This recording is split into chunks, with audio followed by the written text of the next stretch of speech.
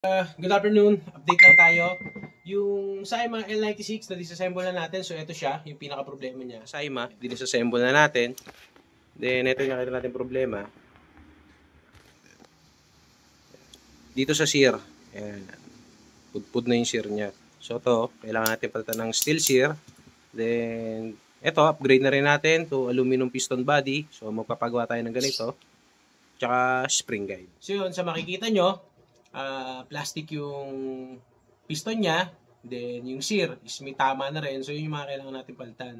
So kung i-repair lang natin siya, papalitan lang natin siya ng sear, pero since gusto na ng owner na mas mapatibay at ma-upgrade pa yung Saima L96 niya, so yun, magpapagawa tayo ng aluminum na piston body tsaka spring guide. So yun lang, abang lang tayo sa resulta kung ano yung kalalabasan ng upgrade natin sa Saima L96.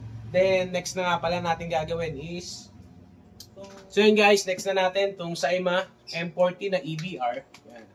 So, ang problem lang naman ito is, ano lang, hindi siya nag-feed. So, nung chinek nga natin, nakita natin hindi gumagalaw yung nozzle. So, malalaman natin kung ano yung naging problema sa loob. Disassemble muna natin. So, yun, naputol siya. And, medyo mahirapan tayo manat nito. Tignan natin kung magagawa natin paraan. So yun, nakita natin yung problema nung dalawang unit. Doon muna tayo sa Saima na L96.